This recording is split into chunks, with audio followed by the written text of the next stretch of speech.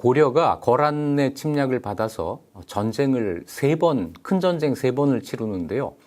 그 가운데 1010년 12월부터 1011년 2월까지 석 달, 사실 날수를 계산하면 2달이 조금 안 되는데 이동안 전쟁을 한 적이 있습니다. 그때 우리가 지금까지 잘 모르던 3사람의 영웅이 출연하죠.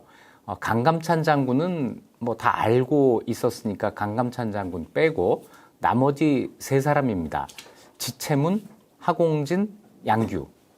아마 이 이름을 처음 듣는 분들도 많으실 텐데요. 오늘부터 지채문, 하공진, 양규 3사람을 한 사람씩 살펴보도록 하겠습니다. 먼저 말씀드릴 것은 기록이 많지 않아요. 고려 초기 기록이 많지가 않은데 그건 이런 사정이 있습니다. 고려 현종 때 거란의 2차 침략 때 지금 이야기하고 있는 바로 이 전쟁이죠. 이때 현종이 서울 개경을 버리고 나주로 피난, 이 왕의 피난을 몽진이라고 한다고 했죠. 몽진을 다녀온 적이 있습니다. 거란군이 개경을 점령한 지 며칠 만에 방화를 했어요. 그래서 그때 개경에 그나마 남아있던 사료들이 모두 불타버리게 됐습니다.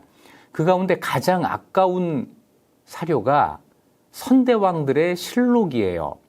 태해, 정광, 경성, 목.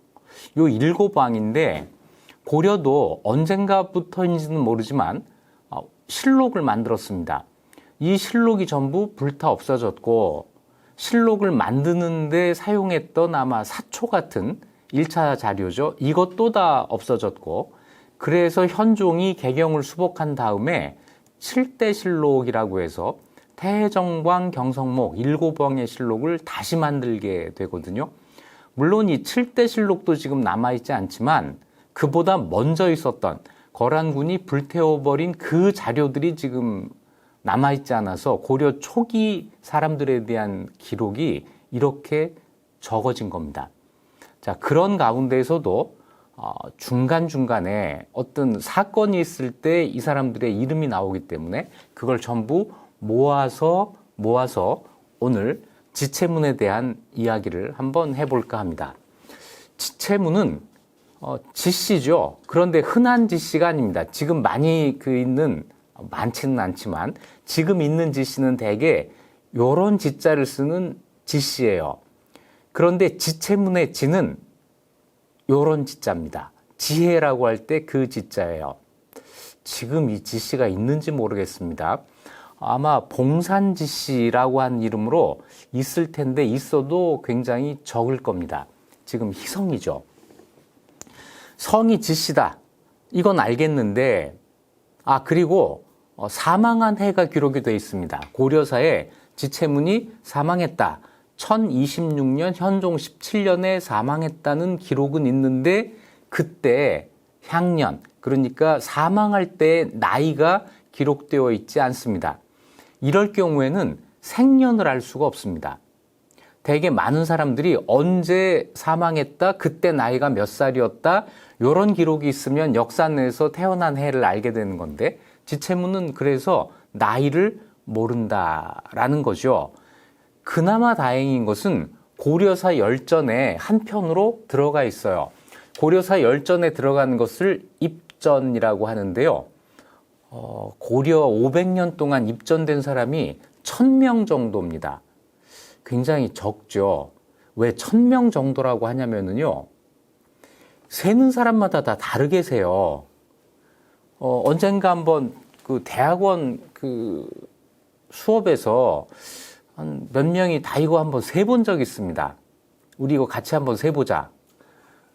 그런데 같은 수가 하나도 안 나왔어요. 그렇다고 해서 직접 해보시지는 않아도 됩니다. 아무튼 한 1000명 정도다. 그냥 이렇게 하고 넘어가겠습니다. 자, 이 고려사 지채문 열전이라고 한 게 그래서 있는 건데 지채문 열전의 첫 마디가 봉주인이라고 하는 겁니다. 봉주 사람이다 라는 뜻이죠. 이 봉주가 어디냐면 지금 황해도 봉산이에요.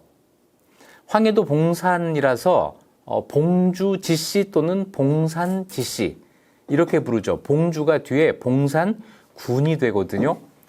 고려사 지리지를 찾아보면 고려 초에 지금 이름으로 고쳤다 이렇게 돼 있습니다.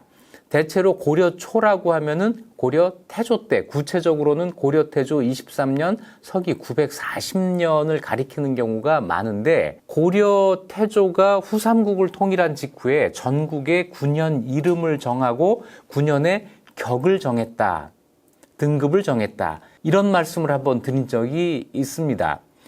그때 봉주라고 하는 이름이 생기게 된 거죠. 그런데 그 뒤이어서 그 위에 있는 황주라고 하는 곳이 있는데 황주에 속했다. 다시 얘기해서 봉주가 황주의 속현이었다. 이런 기록이 있습니다. 그래서 고려 초에는 봉주라는 이름으로 불렸지만 주였지만 지방관이 파견되지 않고 그 위에 있는 황주의 속현이었고 황주의 영향권 안에 들어있었다라고 설명할 수가 있는데요. 그 황주가 왜 중요하냐면 천추태후 황보씨의 본관이 그 황주예요. 다시 얘기해서 고려 태조 이후 한동안 세력을 떨쳤던 사람들이 황주 사람들이고 따라서 봉주는 그 영향권 안에서 움직였을 것이다. 이렇게 추측해 볼 수가 있겠습니다. 자, 지씨는 황해도 봉산 또는 봉주의 성씨가 되는데 이 성씨를 토성이라고 한다고 말씀드렸죠. 이 토성은 어디에서 조사를 하게 되냐면 조선 초의 기록인 세종실록 지리지에서 각 군현의 토성을 조사를 하게 됩니다. 자, 세종실록 지리지 찾아가 보면 황해도 봉산군에 지씨가 망성이라고 되어 있습니다. 망성이라고 하는 것은 고려시대에는 있었는데 세종실록 지리지를 편찬할 조선 초기에는 없어진 그런 성씨다. 이런 뜻입니다.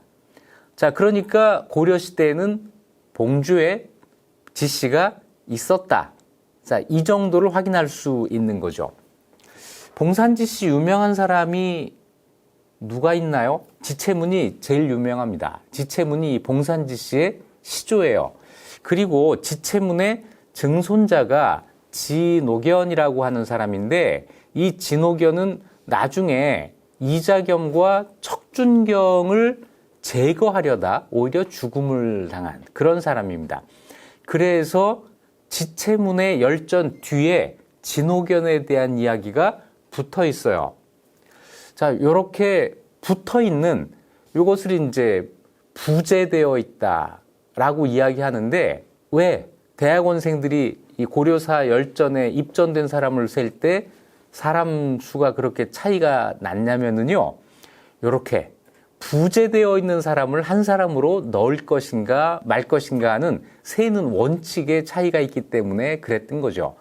결코 세다 말고 뭐 이렇게 건너뛰거나 뭐 이렇게 졸다가 빠뜨리거나 그런 게 아니고 그 어떤 세는 원칙이 달라서 그랬던 겁니다. 또 이 지씨 중에 또 유명한 사람, 봉산 지씨 중에 또 유명한 사람이 고려 말 최영의 어머니, 최영의 어머니가 봉산 지씨예요. 그러니까 고려 말까지도 봉산 지씨가 면면이 이어졌다라고 볼 수 있는 거죠. 현대에 들어와서 봉산 지씨는 아니지만 지씨 중에 제일 유명한 사람은 제가 볼 때는 이치현 씨가 부른 그 노래 있잖아요. 지씨 지씨 지씨 지씨 여인. 지씨 아니에요?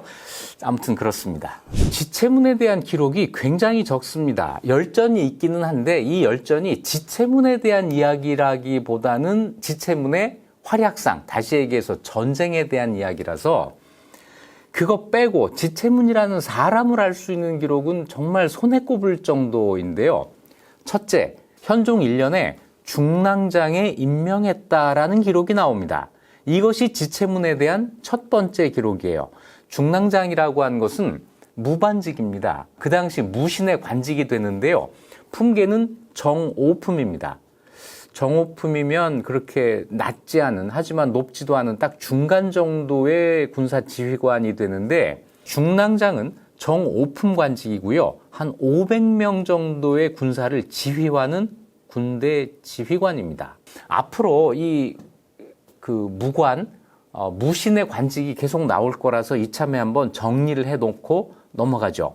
고려시대 무신의 관직은 표로 보이는 것처럼 이렇게 있습니다. 상장군, 대장군, 장군, 중랑장, 낭장, 별장, 산원, 교위, 대정. 품계는 가장 높은 상장군이 정삼품이에요.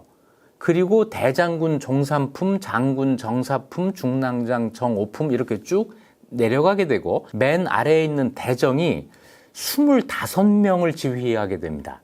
그런데 대정은 품외라고 해서 종구품보다 더 아래에 있어요. 그러니까 여기에서 시작을 해서 관직이 오르면 대정에서 교위로, 산원으로, 별장으로 이렇게 승진을 하게 됐겠죠.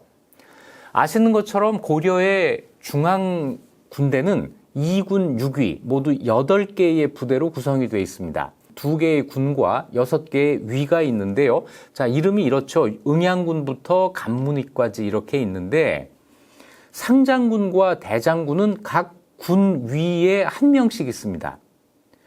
상장군이 그래서 모두 8명, 대장군이 8명이 있는 거죠. 그런데 군과 위가 병력이 같지가 않았어요. 응양군은 1령, 용호군은 2령, 가장 많은 좌우위는 13령으로 구성되어 있습니다. 이 령이 부대 단위인데요. 1령이 1000명이에요. 그러니까 응양군은 병력이 모두 1000명, 용호군은 2000명, 좌우위는 13,000명, 이런 식으로 구성이 된 거죠. 상장군, 대장군은 이 부대의 규모에 관계없이 2군 6위에 1명씩이 있고요. 장군 이하로는 영마다 배치가 됩니다. 장군은 영마다 1명씩 있어요. 그러니까 고려의 영이 모두 45령이 있거든요. 고려의 중앙군 병력은 그래서 45,000명이었다 라는 거고, 45개 령에 모두 장군이 지휘관으로 1명씩 들어가니까 장군이 모두 45명이 되는 거고, 중랑장은 2명씩 들어갑니다. 그러니까 중랑장은 45개 령에 모두 90명이 있게 되는 거죠. 그 다음에 낭장은 영마다 5명씩 배치가 되는데 응양군만 2명이 배치가 됩니다. 그래서 모두 합치면 222명. 별장도 똑같아요. 222명. 산원은 다 영마다 5명인데 응양군만 3명입니다. 그래서 223명. 자, 이런 식으로 해서 군대 지휘관으로 무신들이 배치가 돼 있는 거예요. 자, 이 표에서 중랑장은 한 정 가운데쯤 있죠. 정오품이니까. 자, 무신은 정삼품까지밖에 없기 때문에 중랑장의 정오품이 그렇게 낮지 않은 관직이 되는 거고, 500명을 지휘하는 사람이니까 그렇게 낮은 이런 관직에 있는 사람이 아니죠. 자, 그 관직에 나이를 몰라서 좀 답답한데요. 1010년에 지체문이 임명이 되었다. 네, 지금 우리 육군 기준으로 하면 한 대대장 정도, 이 정도 되는 관직일 텐데, 글쎄요, 인구수가 그때가 훨씬 적으니까 지금 대대장보다는 많이 높았을 거예요. 자, 그 정도 관직입니다. 그리고 1011년 2월 달까지도 중랑장으로 있습니다. 1011년 2월이면은 거란과 전쟁이 끝났을 때예요. 그러니까 거란과 전쟁 내내 이 사람의 관직은 중랑장이었다. 중랑장, 지체문. 자, 이렇게 전쟁 시기 이 지체문의 역할을 이해하시면 되겠습니다. 전쟁이 끝난 다음에 왕이 토지 30꺄를 하사했다. 이런 기록이 또 나옵니다. 이것은 전공, 이 전쟁 중 그 공로에 대한 보답이었겠죠. 그러다가 1016년에 현종 7년에 우상시로 삼았다라는 기록이 또 나옵니다. 우상시는 중서문화성 낭사의 언관직이에요. 언관 가운데, 고려시대 언관 가운데 가장 높은 관직입니다. 조선과 막바로 비교하는 게 좀 어렵긴 하지만 조선으로 치면은 대사관 정도가 되는 굉장히 중요한 관직인데요. 이건 대대로 문신들이 하는 관직이에요. 그런데 지체문은 중랑장을 거친 무신이잖아요. 그래서 고려사에 특별히 이 언급을 해놨습니다. 무신인데 언관이 되었다. 무신인데 이 관직을 겸했다. 이런 기록을 특별히 남겨놨습니다. 예외적인 일이었고 이런 예외적인 관직에 오른다고 하는 것은 그만큼 공로를 인정받았다 또는 능력을 인정받았다. 이렇게 평가할 수 있는 대목이죠. 현종 17년에 우복야가 되었는데 죽었다. 졸 이렇게 되어 있습니다. 우복야는 쓸 때는 복사라고 써요. 그리고 읽을 때는 복야라고 읽습니다. 왜 그러는지 모르지만 이건 복사라고 읽으면 안 돼요. 이건 어디서도 가르쳐 주지 않는 TMI입니다. 자, 복야에는 좌복야, 우복야 둘이 있어요. 이럴 경우에는 좌복야가 서열이 조금 앞선다고 보면 되겠죠. 왼쪽을 더 높이니까요. 좌복야든 우복야든 고려의 삼성 가운데 중서성, 문화성, 상서성, 삼성 가운데 이 상서성의 정이품 관직입니다. 굉장히 높은 관직이죠.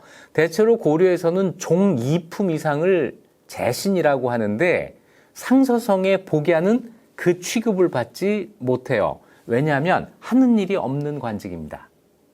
명예직이에요. 그러니까 이때쯤 되면 지체문이 현직에서는 거의 물러났다라고 볼 수가 있죠. 그런데 그 관직에 오르자마자 그 해에 사망했기 때문에 그 관직의 혜택을 그렇게 오래 누리지는 못한 겁니다. 다소 썰렁한데요. 여기까지가 지체문 개인에 대해서 할 수 있는, 지체문에 이력서를 쓴다고 했을 때 쓸 수 있는 전부입니다. 그리고 나머지 지체문에 대한 기록은 많지는 않지만 그나마 나머지 기록은 다 뭐냐면 1010년 12월부터 1011년 1월까지 2달 동안 전쟁 기록이에요. 그래서 지체문에 대해서 알기보다는 지체문이 활동했던 전쟁의 상황을 아는데 이 열전의 기록이 더 많이 활용이 되는 거죠. 자, 지체문 열전 같이 한번 읽어보시죠. 자, 전쟁에 대해서 이렇게 기록이 되어 있습니다. 왕은 거란군이 침략했다는 소식을 듣고 지체문으로 하여금 군대를 거느리고 화주에 진을 치고 동북방면을 방어하도록 하였다. 이렇게 나옵니다. 거란군이 침략했다는 소식, 이것이 고려에 들린 것은요, 1010년 5월이에요. 지금 우리가 이야기하는 지체문이 저 화주로 나간 것은 1010년 12월이고요. 그것보다 7달 전에 거란의 성종이 고려를 정벌하겠다. 이렇게 이야기를 합니다. 자, 정벌. 이런 거 조심해야 된다고 말씀드렸죠. 정벌이라고 하는 것은 뭔가 잘못한 일이 있을 때 혼내주러 간다라고 한 이런 뜻이에요. 그거는 거란 성종의 입장에서는 내가 너를 정벌할 거야, 혼내주러 갈 거야 라고 할 수 있지만 고려의 입장에서는 정벌이 아니죠. 이건 침략이에요. 그러니까 우리가 이야기할 때는 거란 성종이 고려를 침략한다고 얘기했다. 이렇게 해야 되는 거죠. 자, 이래서 전쟁의 기운이 감돕니다. 그러다가 12월 초에 거란 성종이 군대를 이끌고 고려를 직접 침략해 오는데 이때 왕이 강조를 행영도통사라는 관직에 임명해서 서북면 방어를 맡기게 됩니다. 자, 서북면은 고려의 서북쪽, 그러니까 지금의 황해도, 평안도 일대예요. 여기가 주된 전장터가 됩니다. 왜냐하면 거란군이 들어오게 되면 저쪽 의주를 거쳐서 서북쪽으로 들어오기 때문에 고려도 당연히 그쪽에 가서 막아야 되죠. 그래서 이 서북쪽을 방어하는 장수가 주지휘관이 되는 건데 지체문은 지금 어디로 갔어요? 동북면으로 갔잖아요. 동북면은 거란과 직접 싸울 일이 없는데 혹시 거란군이 그쪽으로도 군대를 보내서 양쪽으로 공격할까 대비해서 그쪽에 군대를 보낸 겁니다.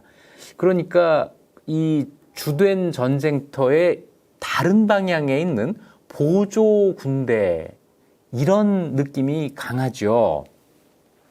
그래서 화주에 주둔하게 되는데 화주는 지금 함경남도 영흥이고요.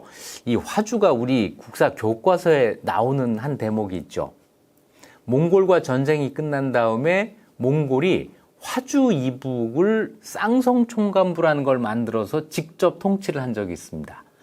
그때 화주, 바로 그 화주에 지체문이 이때 주둔을 했던 거예요. 자, 그래서 거란의 성종이 대군을 이끌고 서북면에서 고려를 침략해오고 있고 강조는 서북 쪽으로 나아가서 통주라고 하는 곳에서 이 통주는 지금의 평안북도 선천군인데 여기에서 거란 성종의 군대와 서로 싸우게 됩니다. 이때 지체문은 동북면 영흥에 있다가 강조의 군대가 여기서 패배해요. 강조가 패하고 강조와 이현운, 노이 이런 지휘관들이 포로가 됩니다. 그러니까 왕이 지체문에게 명령을 내려요. 거기 있지 말고 와서 서경을 방어해라.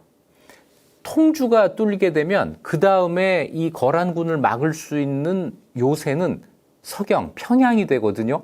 그래서 화주에 있던 지체문이 급히 서경으로 다시 이동을 하게 됩니다. 자, 이 서경에서 이제 지체문의 활동이 보이게 되는데요. 지체문은 왕명을 받고 즉시 진격해서 강덕진이라고 하는 곳에 주둔합니다. 강덕진은 평안남도 성천이에요. 자, 이러고 있는데 서경에서 이런 일이 벌어지고 있었습니다. 1010년 12월 10일의 일입니다. 통주에서 강조와 함께 싸우다가 여기에서 패배하고 일부가 항복을 하는데 그때 항복한 노이라고 하는 사람이 거란의 길잡이가 돼요. 군대를 이끌고 오는 사람을 향도라고 하잖아요. 왜 우리 제식훈련 할 때 향도 이거 있지 않았습니까? 자, 그 군대를 이끌고 가는 거예요. 향도가 되어서 거란의 앞잡이가 되어서 거란 사람 유경이라는 사람과 함께 서경에 와요. 그래서 항복을 권유합니다. 항복해라. 통주가 함락됐다. 강조 장군이 사로잡혀서 죽음을 당했고 우리는 다 항복했다. 그러니 너희도 항복해라. 이런 이야기를 해요. 그러니까 서경에서 당연히 동요하겠죠. 강조가 패배했다니 이게 충격적이었을 거예요. 그래서 서경의 부유수 원종석이라는 사람이 이 서경 사람들하고 이렇게 상의를 해서 항복하는 글을 작성을 합니다. 항복을 해야겠다. 자, 이 소식을 지체문이 이 강덕진에서 들은 거예요. 서경이 항복하려고 합니다. 자, 이 말을 듣고 급히 군대를 인솔해서 서경에 이르렀는데 문을 안 열어줘요.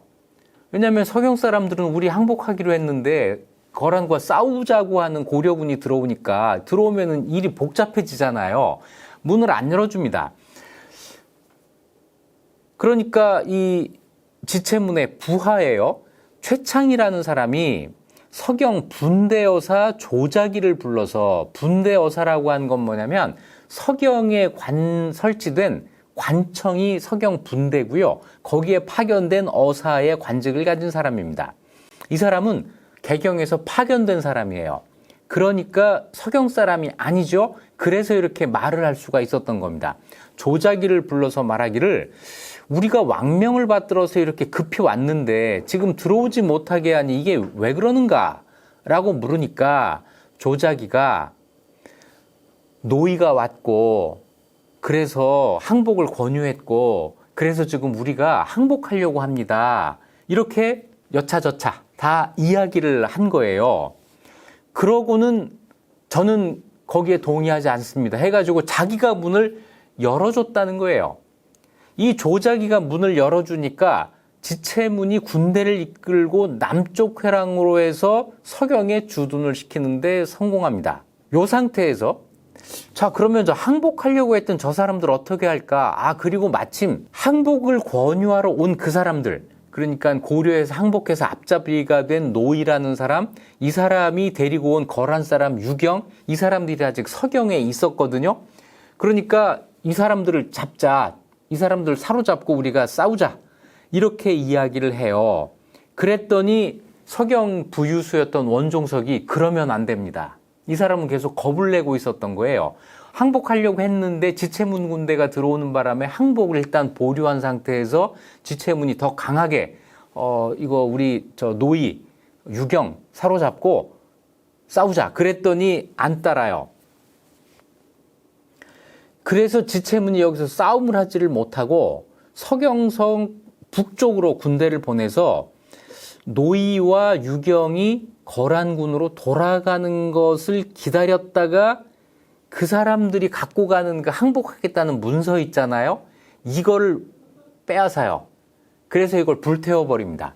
자, 이러면서 이제 서경이 항복하려고 했다가 다시 싸우는 쪽으로 방향이 바뀐 거예요. 그랬더니 항복하기로 했던 서경 사람들이 오히려 반란을 일으킵니다. 우리 안 싸울 거야. 우리 항복해서 살 거야. 이래가지고 지체문이 성 밖으로 쫓겨납니다. 서경 바깥으로 쫓겨나요.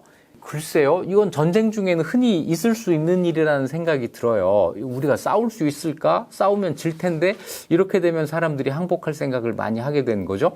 성 밖으로 쫓겨나 있는 상태에서 동북면 도순검사, 다시 얘기해서 이 사람도 서북면이 아니라 동북면 쪽에 원래 가 있었던 사람이에요. 탁사정이라는 사람이 군대를 이끌고 서경으로 밀어닥칩니다. 그래서 이 군대의 도움을 얻어서 다시 성을 탈환을 해요. 그러니까 서경에서의 조그만 반란 하나를 진압을 하고 서경에 탁사정과 지체문의 군대가 들어갈 수가 있게 된 거죠. 자, 요 상황에서 개경에서는 왕이 강조가 패전했다, 이 소식을 들으면서 이거 싸울 수 없는 거 아니야? 자, 이래서 이제 국왕이 거란 성종에게 표문을 올려서 그만 싸웁시다. 자, 진격을 멈추면 내가 친조하겠습니다. 라는 요청을 했다는 거예요. 자, 그러니까 이 말을 듣고 거란 성종이 좋다. 친조하면은 돌아갈 거야. 라고 하고는 자기 군대에게 약탈을 금지하고 마보우라는 사람을 개경 유수로, 왕팔이라는 사람을 개경 부유수로 삼고, 다시 얘기해서 그러면 개경은 우리가 접수할게. 이런 이야기예요. 자, 이거는 고려 현종으로서는 뜻밖의 대응이었을 겁니다. 여기에서 서경이 아직 함락되지 않은 요 상태에서 전쟁을 멈추고 돌아가면 친조하겠다 그랬는데 거란 성종은 좋아, 허락할게 하고는 군대를 더 남쪽으로 내려가서 개경까지 우리가 접수하는 걸로 알아듣고 그렇게 했다는 거예요. 그리고는 기병 1000기를 이 마보우를 딸려서 개경으로 보낸 겁니다. 이거 고려에서는 이거 아닌데 다시 싸워야겠다는 생각을 당연히 하게 됐겠죠. 자, 한편 서경에서는 그 다음 날입니다. 12월 11일 날, 그러니까 아까 이야기했던 작은 반란을 진압하고 막 동북계 도순검사가 오고, 이게 12월 10일 하루 동안 있었던 일이에요.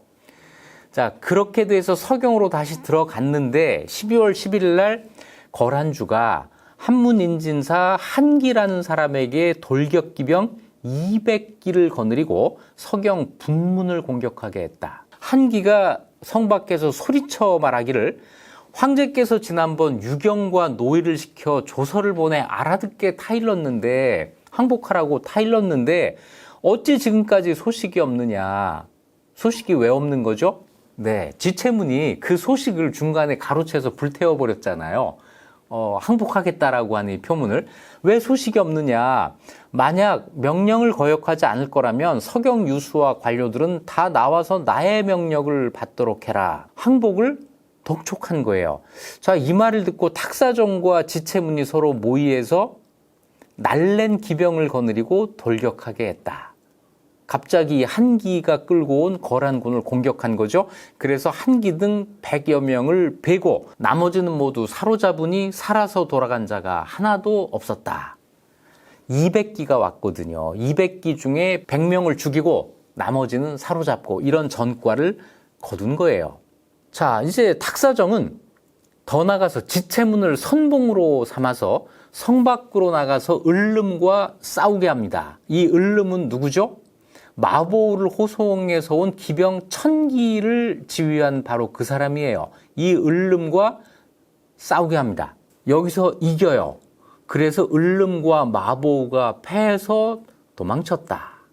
지체문이 또 승리를 거둔 거죠. 이 승리하는 것을 보고 서경성 사람들이 우리가 이길 수 있네 하면서 성안이 좀 안정됐다는 겁니다. 그래서 탁사정은 성안으로 들어가고 지체문과 이원은 자예사라는 절에 가서 주둔을 하게 됩니다. 자, 이랬더니 거란주가 다시 을름을 보내서 공격을 해요. 척후병이 보고를 합니다. 적군이 안정역, 평양시 순안구역인데요. 이 순안구역이라고 하는 것이 고려시대 순안현하고 안정역 두 개가 합쳐진 행정구역 이름입니다. 순화현에서 순, 안정역에서 안을 따가지고 순안이라는 지명이 생긴 거죠. 평양 아주 가까이에 와가지고 주둔하고 있는데 굉장히 많습니다. 이렇게 보고를 해와요. 지체문이 이 보고를 듣고 지체 없이 탁사정에게 또 보고를 합니다.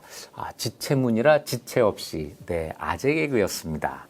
자, 그 다음 날로 넘어가요. 12월 12일 날 탁사정과 승려 법원이 함께 군사 9,000명을 거느리고 임원역 남쪽에서 적을 맞아 싸워서 3천여 급을 베었다. 이거는 정말 대승리죠. 임원역에서 거란군과 싸워서 3천여 급을 베는데 여기 법원이라고 하는 스님이 참전을 합니다. 승병이 있었던 거예요. 그리고 이 승리 기록 다음에 바로 법원이 전사했다라고 하는 이야기가 나옵니다. 자, 법원이라고 하는 스님도 처음 들어보시죠? 우리에게 서산 사명대사만 있는 게 아니고요. 이런 법원대사 이런 분도 있습니다. 자, 이 승리의 장소 임원역은 다음에 또 한 번 나오는 중요한 지명이에요. 나중에 묘청이 서경으로 천도합시다라고 했을 때 서경이 길지라는 거 아니에요? 서경에 천도하고 거기에 궁궐을 지으면 금나라가 와서 조회하고 36국이 조공을 바칠 것이다 라고 했는데 그 서경의 명당 거기가 어디냐면 바로 이 임원역입니다. 임원역에 궁궐을 지으면 자, 명당이었을까요? 그래서 여기에서 고려가 이겼을까요? 자, 이래서 서경성 앞에서 몇 번의 승리가 있는 거예요. 이튿날 지체문이 또 성 밖에서 거란과 싸워서 승리를 거두어요. 그래서 거란군이 도망을 가는데 아무래도 이때 작전에 걸린 것 같아요. 자, 이런 기록이 나옵니다. 지체문이 이기는 걸 보고 성 안의 장수와 병졸들이 그걸 바라보다가 다 튀어나와서 그들을 추격했다. 성 바깥으로 나와서 멀리 추격을 간 거예요. 그런데 마탄에 이르자 갑자기 거란군이 방향을 되돌려 공격해왔고 아군이 패하여 마침내 성이 포위당하고 말았다. 유인작전에 걸린 거죠. 성 안을 지키고 싸우는 게 고려에 유리하니까, 거란에 불리하니까 성의 군대를 바깥으로 나오게 유인해서 추격을 하니까 갑자기 방향을 바꿔서 반격을 해오더라는 거죠. 자, 이래서 서경성의 전투가 이제 앞을 알 수 없는 상태가 돼버립니다. 거란주가 서경성 서쪽 사찰에 주둔했다. 이때 이 지휘관의 마음이 흔들려요. 지금까지 잘 싸웠던 탁사정이 갑자기 겁을 냅니다. 그래서 장군 대도수를 속여서 말하기를, 장군 대도수, 이 사람은 분명히 발해에서 넘어온 사람일 거예요. 이 대도수를 속여서 말하기를 그대는 동문으로 나는 서문으로 나가서 양쪽에서 협공하면 우리가 이길 것이다 해놓고는 휘하 군사를 이끌고 서문으로 나가서 도망가 버려요. 자, 그래서 대도수가 약속대로 동문, 이 평양의 동문을 대동문이라고 하는데 이 동문으로 나왔는데 서쪽으로 나와야 할 탁사정 군대가 없는 거예요. 속은 것을 알았지만 힘을 다해도 맞설 수 없을 것이라 판단을 해서 자기 휘하 부대를 이끌고 거란에 항복을 합니다. 지휘관 둘 중에 하나는 도망가고 하나는 항복을 해버리니까 여러 장수들이 뿔뿔이 흩어져 버리고 성안이 흉흉해지면서 두려움에 떨었다. 자, 그래도 아직 항복하지 않았습니다. 12월 15일 날 통군녹사 조원, 애수진장, 강민첨, 낭장, 홍협, 방휴 이런 사람들이 어찌할 바를 모르다가 신사에 가서 점을 쳐요. 점을 쳤더니 길조가 나옵니다. 아, 좋은 점괘가 나온 거예요. 이걸 믿고 조원을 병마사로 추대하고 흩어진 군대를 수습해서 성문을 닫고 굳게 지켰다. 가끔 점이 효과가 있을 때가 있어요. 믿을 게 아무것도 없는데 점괘가 잘 나왔다는 거 아닙니까? 이걸 믿고 사람들이 용기를 다시 내서 성을 다시 지켰다. 이런 이야기니까 점이 나쁘기만 한 게 아니죠. 물론 이렇게 말씀드려야 될 거예요. 그 점이 없어도 스스로 용기 내서 싸워야 될 거 아니에요. 하지만 인간인지라. 자, 이런 일이 있었습니다. 자, 시간이 좀 더 지나갑니다. 12월 27일 이때 지체문이 다시 나와요. 지체문이 급히 개경으로 돌아와서 서경의 상황을 아뢰니, 자, 지체문은 성 바깥으로 나갔다가 역습을 받았잖아요. 그래서 아마 성 안으로 못 들어간 것 같아요. 성 안으로 들어가지 않고 바깥에 있다가 여기에서 이럴 게 아니라 빨리 이건 개경에 가서 왕한테 보고를 해야 돼 라고 생각을 했겠죠. 12월 27일 날 개경에 도착해서 서경의 상황을 아뢰입니다. 여러 신하들은 항복할 것을 주장했고, 서경이 함락되면 안 됩니다, 우리 싸울 수 없습니다 해가지고 항복할 걸 주장했고, 이때 강감찬의 이름이 처음 나온다고 말씀드렸죠. 강감찬만 홀로 왕에게 남쪽으로 피난 갈 것을 권했다. 자, 이 말을 듣고 현종이 남쪽으로 피난을 가게 되는 건데, 이 자리에서 지체문이 강감찬을 돕는 발언을 하나를 합니다. 이렇게 얘기해요.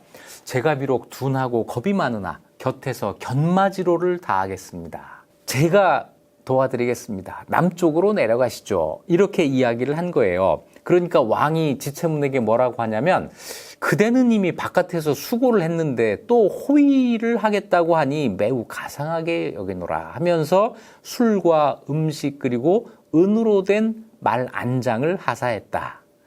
은으로 된 말 안장, 이 피난길에서는 짐밖에 안 됐을 텐데요. 자, 아무튼 이런 선물을 줬어요. 자, 남쪽으로 내려가기로 했고, 이날 12월 28일 밤에 왕이 후비, 그때 현종의 왕후가 2명 있었거든요. 이 2명의 왕후와 이붓이랑 채충순 등과 함께 금군 50여 명을 거느리고 도성을 떠났다.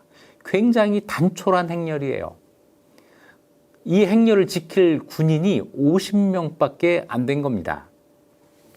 그러니 만만해 보였겠죠. 행렬이 적성면, 지금 파주시 적성면입니다. 여기 단조역이라는 데 이르자 거기 군졸 견영이라는 사람이 사람들과 함께 활을 겨누면서 행궁을 범하려 했다. 행궁은 왕이 머무는 궁궐을 행궁이라고 하는데 지금은 이동 중이니까 왕의 가마가 곧 행궁이 되는 거거든요. 이거를 활을 쏘면서 범하려 한 거예요. 이때 지체문이 말을 달려와서 활로 쏘자 적도들이 뿔뿔이 달아났다가 다시 서남쪽 산에서 갑자기 나와 길을 막았다. 지체문이 다시 활을 쏘아서 그들을 물리쳤다. 거의 지체문이 혼자 이 왕의 호위무사가 된 거예요. 이거 멋있지 않아요? 마치 삼국지의 조자룡 헌칼 쓰듯 한다라는 그 얘기가 나온 그 장면 있잖아요. 유비의 부인과 아들을 지키려고 조자룡이 혼자 막 하는, 지체문이 꼭 그런 걸 한 거죠. 별명을 하나 붙여볼까요?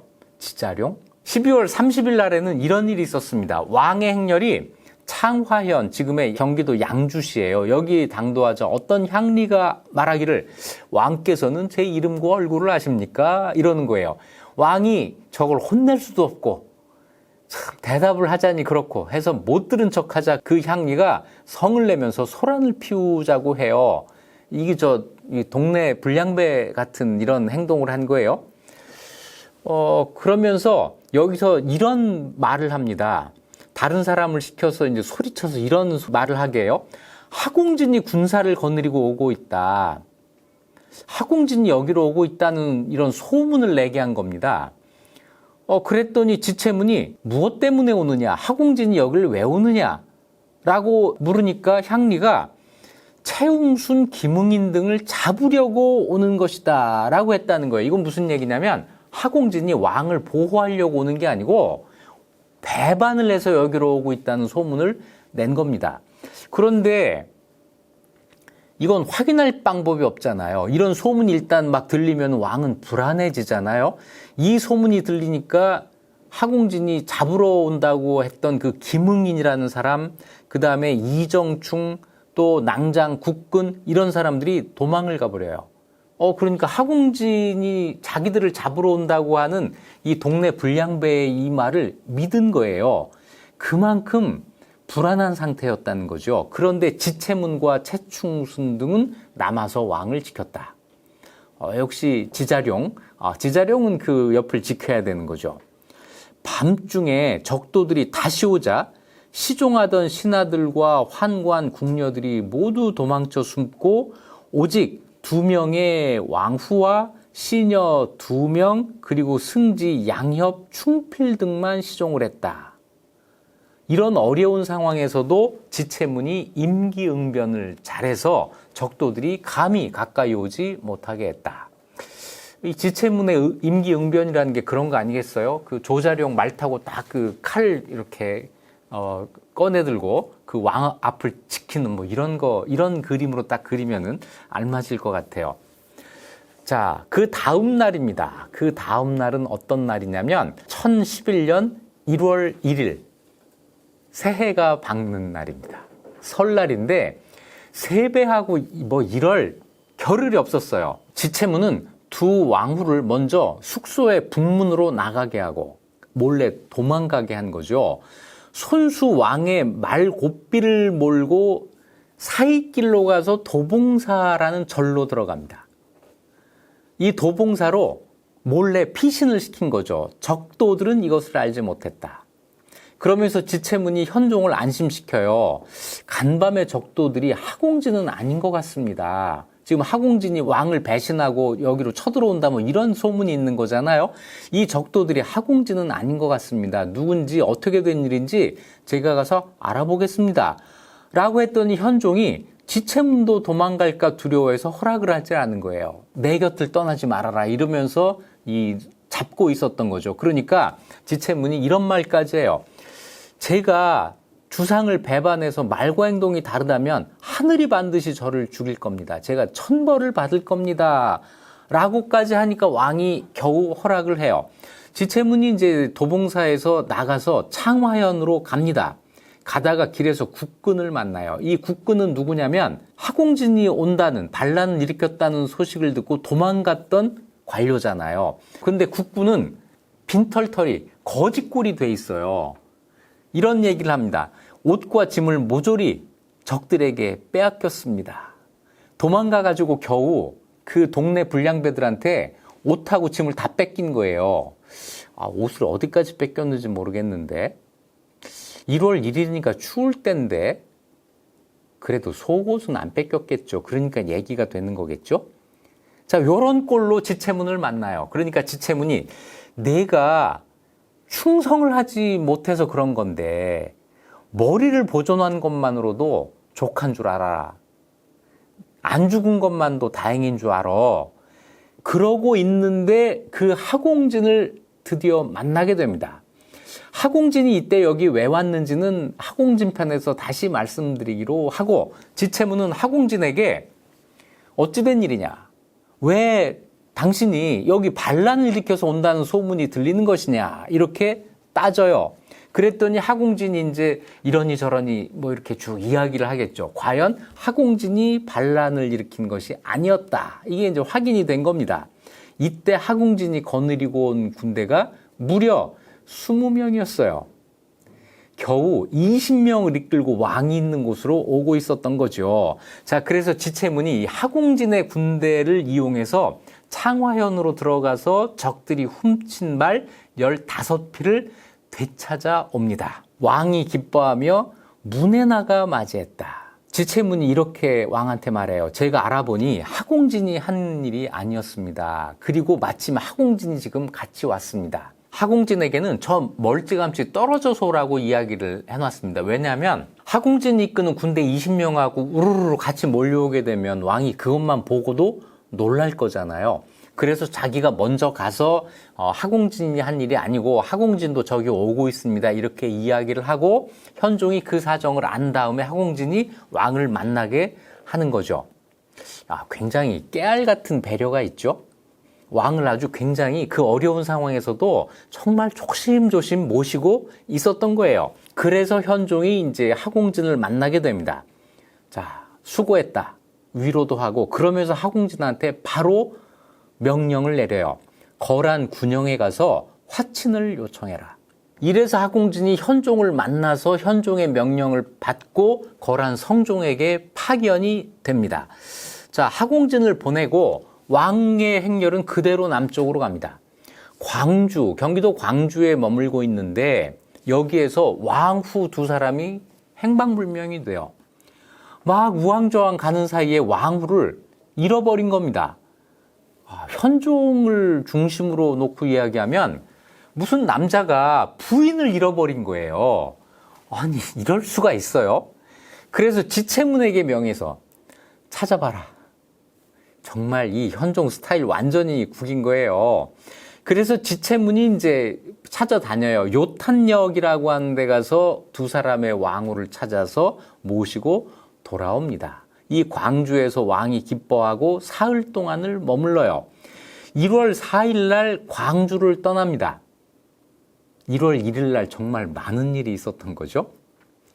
광주를 떠나서 비뇌역이라고 하는데 머물게 되는데 이 비뇌역은 지금 광주와 양성 사이에 있는 역이에요.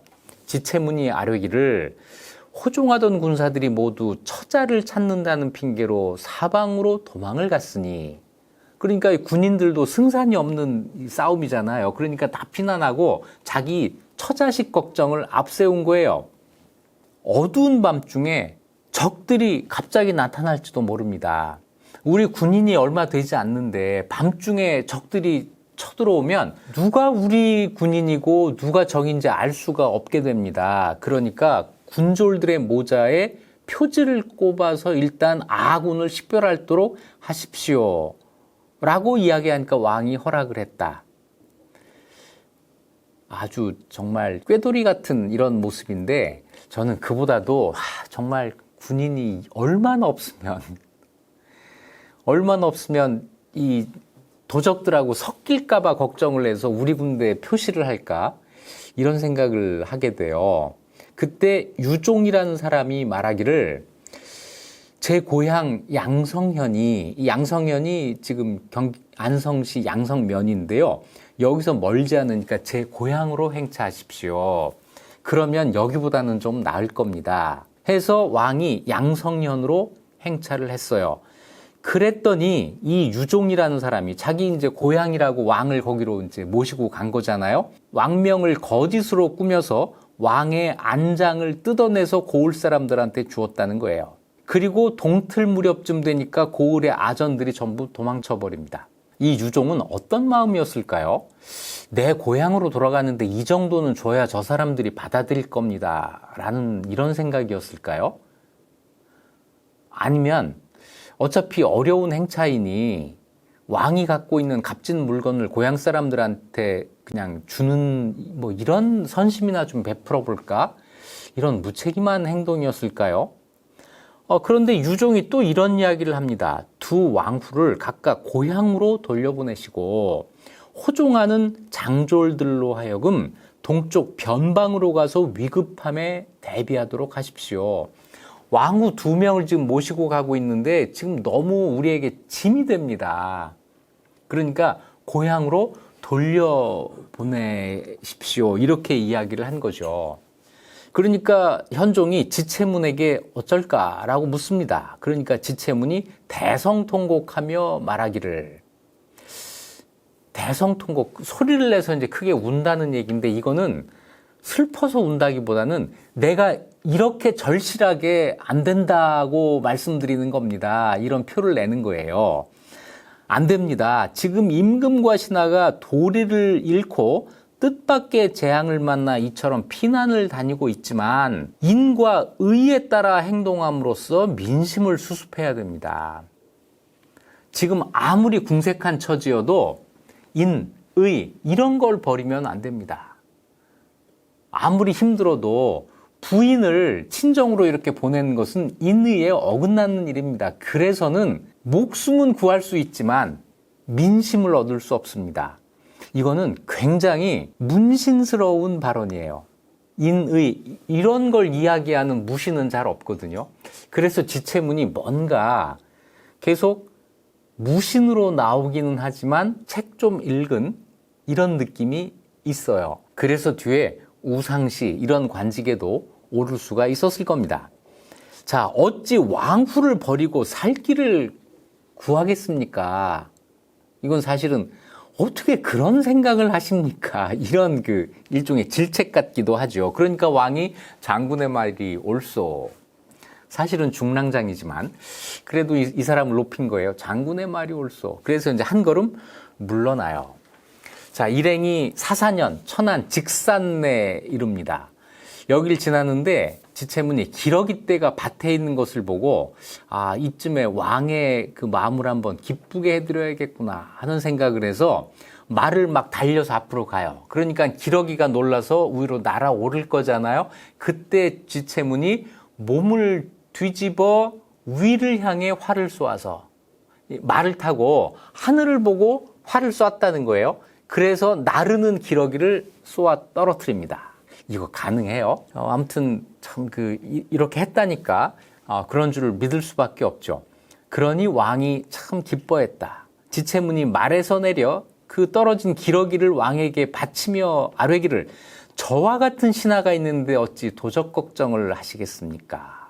라고 하니까 왕도 크게 웃으며 칭찬을 했다. 뭔가 위로도 하고 용기도 좀 불러일으키고 뭐 이런 그 일종의 퍼포먼스 아니었겠어요? 천안부에 이르러 유종, 김응인, 유종이 이때까지 있습니다. 저희들은 석파역에 가서 필요한 물건을 준비해 놓고 기다리고 있겠습니다. 라고 해놓고 그대로 달아나 버렸다. 아, 유종이라는 사람 참 문제의 인물이에요. 고향이 여기서 가까우니까 그리 가시죠. 그래 놓고는 이제 가서는 말에 안장 떼다가 마을 사람 주고 마을 사람들은 도망가고 뭐 이러면서도 이때 잘리지 않은 거 보면은 뭔가 또 어떻게 그럴듯한 말로 어떻게 좀 핑계를 댄 거겠죠. 그러다가 정 안 되겠다 판단을 하고는 여기서 도망을 간 거예요. 도망도 그냥 간 게 아니라 저희들이 석파역에 가서 필요한 물건을 미리 준비해 놓고 기다리겠습니다. 이래놓고 그냥 도망간 거예요. 파산역에 이르러 왕이 지체문에게 말하기를 지금 현덕왕후가 임신 중이어서 먼 길을 갈 수가 없다. 이 현덕왕후가 누구냐면 현종의 첫 번째 왕후예요. 아버지가 성종입니다. 그래서 동성혼, 종례혼을 한 왕후예요. 자, 이 현덕왕후가 이때 임신 중이어서 먼 길을 갈 수가 없다. 왕후의 고향 선주가 여기서 멀지 않으니 이 선주는 지금 구미시 선산읍입니다. 그리로 보내는 게 좋겠다라고 한 거예요. 뭐 한 가지 이상하지 않아요? 아버지가 성종인데 어떻게 고향이 경상도가 되죠? 자, 이게 어떻게 되는 거냐면 종례혼을 한 공주들의 경우 공주면서 왕후가 되잖아요. 왕씨가 돼야 하는데 성을 누구 성을 따르느냐면 어머니의 성을 따라요. 아버지는 왕씨니까 어머니의 성을 따릅니다. 어머니가 누구냐면 이 선주 사람, 경상도 사람이었던 문화왕후 김씨예요. 그래서 현덕왕후는 왕씨라고 하지 않고 김씨라고 하게 되는 거고 어머니의 고향이 이 왕후의 고향이 되는 겁니다. 그래서 고향, 선주가 여기서 멀지 않으니 이런 말이 나오게 되는 거죠. 응용 문제 하나 낼까요? 왕씨와 왕씨가 결혼해서 낳은 그 공주가 왕후가 되면 그러면 성씨를 어떻게 할까요? 아버지가 아니라 어머니 성을 따라도 왕씨가 되잖아요. 그때는 할머니 성을 따르거나 할머니도 왕씨일 수가 있잖아요. 그때는 외할머니 성을 따르거나 해서 왕씨를 피합니다. 거의 근친혼에 가까운 종례혼을 하지만 왕후의 성씨를 밝힐 때에는 가까운 타성을 쓴다는 거죠. 그래서 현덕왕후는 김씨가 되는 거고 고향이 선주, 경상도 구미시 선산읍 여기가 되는 거고. 자, 그런데 여기가 멀지 않으니 보내는 것이 좋겠다. 파산역은 지금 공주 근처거든요. 충청남도 공주하고 경상북도 구미가 가까워요. 그런데도 멀지 않으니 그 정도도 멀지 않다. 그만큼 절박한 거예요. 그리 보내자. 그랬더니 지체문이 아니되옵니다. 전에 안 된다고 했잖아요. 그러니까 지체문이 한 번 안 된다고 한 거니까 그 일관성이 있는 거죠. 계속 안 됩니다. 그랬더니 현종이 형편이 부득이하다 하고는 끝내 이 왕후를 고향으로 보냅니다. 고향 선주 경상북도 구미시 선산읍 이리로 보내요. 자, 이제 왕후가 한 사람만 남은 거죠. 이 상태에서 계속 남쪽으로 내려가요. 왕이 여양현, 이거는 전라북도 익산시 여산면인데요. 여기에 머무르니 장졸들이 배반하려고 했다. 거기까지 왕을 호종했던 이 군졸들이 우리 더는 못 가겠어요. 뭐 이런 식의 이반이 일어난 거예요. 그러자 지체문이 왕한테 하려기를 태조께서 통일하셨을 때 유공자들에게 비록 그 공이 작더라도 반드시 상을 내리셨습니다. 하물며 지금은 험난함을 겪고 있으므로 인심을 얻는 것이 중요하니 마땅히 먼저 상을 내려 장려하십시오. 이 따르는 이 군졸들에게 상을 내려라 이런 거예요. 그런데 현종한테 내릴 상이 없어요.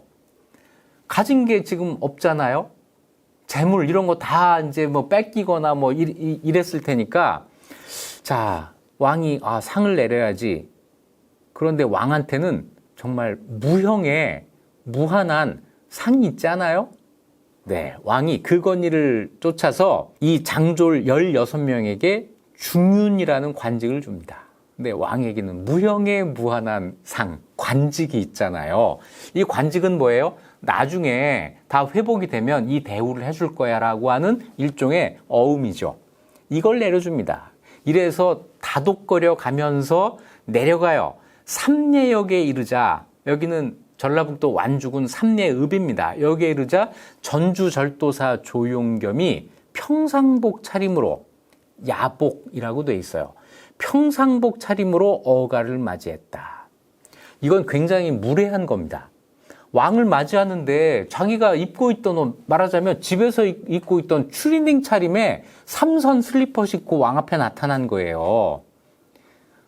이거 상상이 갑니까? 왕을 만나면 딱 그 관복을 갖춰 입고 그러고 와야죠. 이 조용겸이라는 사람이 이게 좀 첫 인상이 안 좋죠? 그러니까 이 왕을 시종하던 어떤 사람이 전주는 후백제의 수도이므로 태조도 싫어하셨습니다. 청컨대 주상께서는 행차하지 마십시오. 후백제 뭐 그런 것 때문이었겠어요. 딱 보니까 이 전주를 근거지라고 있는 이 조용겸의 그 차림, 추리닝 삼선 슬리퍼, 추리닝 차림에 삼선 슬리퍼, 이걸 보고 딱 이거 아니구나 싶었던 거죠. 그래서 왕도 그걸 그렇다 여기고 전주로 들어가지 않고 그 옆에 있는 장공역이라고 하는 역으로 가요. 그랬더니 조용겸이 소란을 피웁니다. 왕이 내 손 안에 있다. 이걸 이제 드러내려고 하는 거예요. 그래서 자기가 동원할 수 있는 군대들을 전부 내세워가지고 막 북을 치면서 막 떠들썩하게 막 위세를 피우는 거예요. 왕을 협박하는 거죠. 지체문이 역졸들을 시켜서, 역졸은 뭐냐면 장공역에 들어갔잖아요. 이 역에서 일하는 사람들, 이걸 역졸이라고 하는데 이 사람들을 시켜서 문을 닫고 지키게 했으므로 적들이 감히 들어오지 못했다. 오히려 전주의 그 지방관이 왕을 공격을 하는 이런 상황이 된 겁니다. 자, 여기에 이제 재밌는 장면 하나가 등장해요. 이거는 그냥 기록 자체가 재밌어요. 왕이 왕후와 함께 말을 탄 채 장공역 청사에 있었습니다. 앞에 우르르 유용겸이 보낸 그 사람들이 막 북을 치고 있었던 거예요. 자, 지체문이 지붕에 올라가서 너희들이 왜 그러느냐? 무엇 때문에 이러느냐? 유승건은 오지 않았는가? 이렇게 물어요. 이 유승건은 누구냐면 중앙의 관직에 있다가 어떤 이유에서인지 전주로 내려와 있던 사람이고 이 사람이 이때 유용겸 편에서 현종을 공격한 사람이에요. 다른 사람들은 모르겠지만 이 사람은 중앙에 관직에 있었던 사람이기 때문에 뭔가 말을 붙여볼 수 있다고 생각을 한 거예요. 그래서 유승건은 오지 않았는가라고 유승건을 찾습니다. 역 바깥에 이 웅성웅성하는 그 사람들 중에서 왔다, 유승건이 왔다 그러는 거예요. 그래서 지체문이 너 누군데, 너는 누구냐라고 물어요. 그랬더니 그 사람이 너는 누구냐라고 되물어요. 그러니까 지체문이 목소리를 바꿔가지고 자기 목소리가 아닌 것처럼 해가지고 나는 누구다라고 대답을 해요. 나는 지체문이다라고 안 하고 딴 사람 이름을 댄 거예요. 나는 아무개야 이렇게. 그랬더니 그 적이 지장군이로구나. 너 지체문이지. 금방 알아본 거예요. 그러니까 지체문도 그 말하는 사람의 목소리를 알아차리고 너 마한조구나 라고 한 거예요. 이 마한조는 누구냐면 친종 이건 뭐냐면 왕의 친위부대에 있었던 지휘관이에요. 지체문이 그 목소리를 듣고 너 친종 마한조구나 해가지고 서로 목소리를 이렇게 바꿔가지고 이렇게 속이려고 했는데 서로가 다 알아차린 거죠. 이거 전쟁터에서 좀 재밌지 않아요? 그래서 이 지체문이 왕명으로 유승건을 불러요. 너는 왕의 신하였으니 빨리 나한테 와라 이렇게 불러요. 그랬더니 유승건이 뭐라고 하냐면 지체문한테 당신이 먼저 나오지 않으면 나도 안 들어갈 거야 그래요. 그러니까 지체문이 문을 나와요. 나 나왔다. 그러니까 너도 들어와. 그래서 지체문이 문을 나와서 유승건을 데리고 왕 앞으로 갑니다. 그랬더니 유승건이 울면서 말하기를 오늘 일은 조용겸이 한 일이니 저는 알지 못합니다. 주상의 뜻을 받들어 조용겸을 불러오겠습니다. 라고 함으로 왕이 허락했다. 그래 나가서 저자를 데리고 와. 그랬더니 유승건은 나가자마자 도망쳐 버렸다. 왕이 명령을 해서 이 조용겸을 잡아오게 했다. 그들이 오자 여러 장수들이 그들을 죽이려 했으나 지체문이 꾸짖어 제지했다. 여기서 이러면 안 된다. 그래서 이 두 사람을 죽이지 않고 일을 시켜요. 어떤 일을 시키냐면 대명궁주. 그러니까 남아있던 한 사람의 왕후입니다. 이 사람의 말을 끌게 합니다. 왜 이 사람이 말을 끌게 하죠? 이 사람이 끌고 가면 말이 더 편안한가요? 아니죠. 더 안전하죠. 그 지역 사람이기 때문에 이 사람이 왕후의 말을 끌고 가게 되면 그 지역 사람들은 전부 이제는 안 대들기로 했구나. 이게 보여지는 거잖아요. 그래서 이 사람을 시켜서 말을 끌고 가게 하다가 전주로 돌려보냈다. 왜 돌려보내죠? 더 이상 가치가 없어지니까. 조용겸이라는 사람의 얼굴을 아는 지역에서 이제 이 말을 끌게 했다는 거예요. 자, 이 대명궁주 현종의 두 번째 부인이 그래서 계속 동행하고 있었다고 하는 사실도 여기서 확인할 수가 있죠. 마침내 1월 13일 날 왕이 나주에 들어갑니다. 목적지가 나주였잖아요. 나주에 들어가요. 밤에 척후병이 잘못 보고해서 거란군이 당도했다고 보고를 한 거예요. 이게 잘못 오보입니다. 그러니까 왕이 크게 놀라서 아니 여기까지 왔는데 거란군이 쫓아왔다니 이건 정말 놀랄 일이잖아요. 그래서 바깥으로 달려 나와요. 그러니까 지체문이 아뢰기를 주상께서 밤중에 행차하시면 백성들이 놀라 혼란하게 되니 일단 궁 안으로 들어가십시오. 제가 염탐해서 알아본 뒤에 움직이셔도 됩니다. 라고 했다. 지체문이 바깥으로 나가서 살피는데 마침 통사사인 송균원이라는 사람이 하공진의 글을 가지고 와요. 그러니까 그 사이에 하공진이 거란 성종을 만났고 협상을 벌였고 그래서 어쩌고 하기로 다 이야기가 된 그 결과를 보냈는데 그게 이날 나주에 도착한 거죠. 하공진의 보고서가 있었고 또 하나는 뭐가 있었느냐면 거란 부마의 서한이 있었습니다. 거란 황제의 부마가 아마 소씨였겠죠. 아마 소배압 아닐까 싶은데요. 소배압이 이때 참전을 했단 말이에요.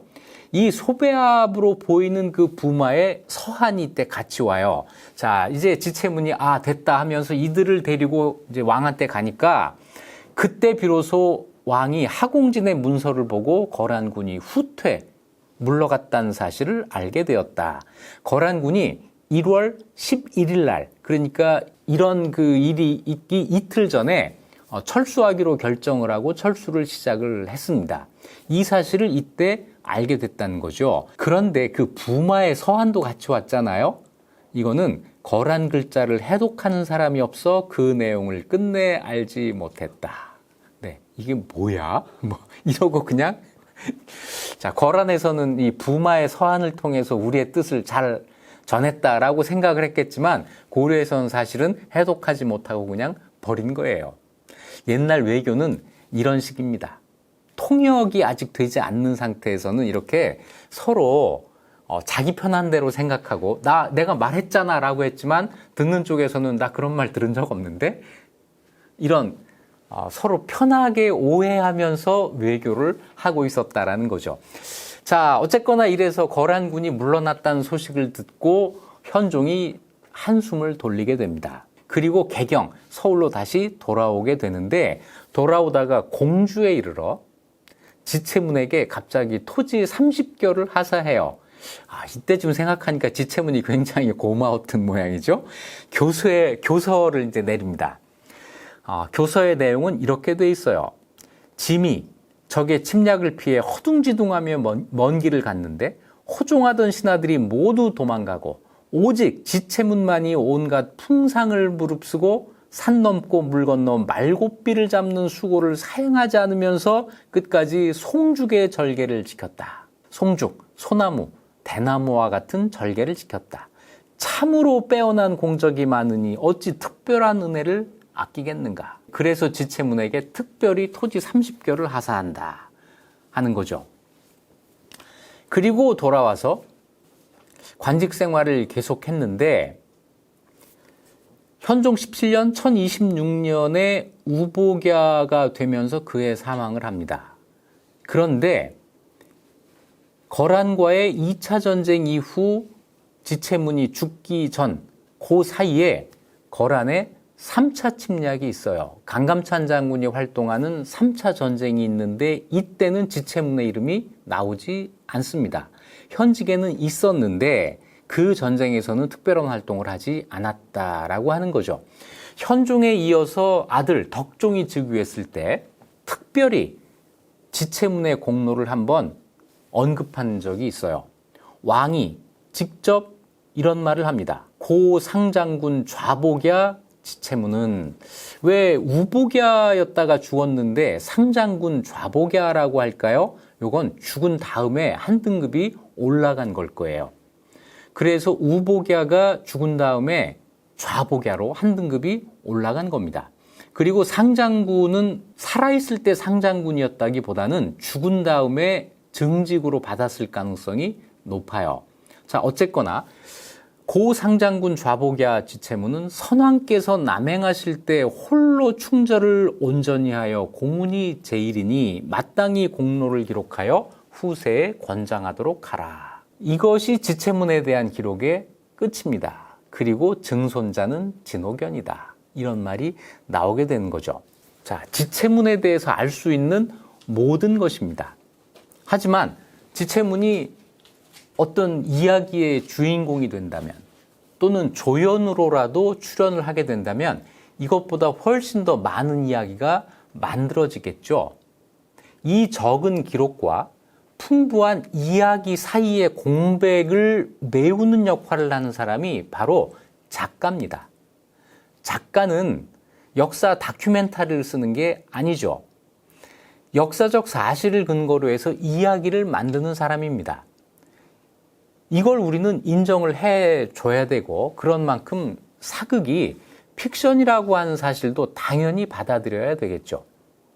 하지만 이 픽션을 만드는 작가는 어디까지가 알 수 있는 사실이고 어디부터는 우리가 알지 못하지만 창조할 수 있는 영역이라고 하는 이 점을 분명히 알고 있어야 할 겁니다. 그래야 아주 적게 남아있는 사실을 훼손하지 않으면서 풍부하고 재미있는 이야기를 만들 수 있겠죠. 그 작가가 만든 작품을 즐기는 우리들도 어디까지가 사실인지를 알고 어디부터는 작가가 만든 이야기야. 이걸 알고 드라마를 보신다면 훨씬 더 재미있게 드라마를 보면서 역사적 사실을 훼손하지 않을 수 있을 겁니다.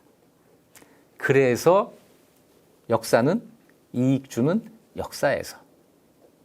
지금까지 이익 주는 역사였습니다.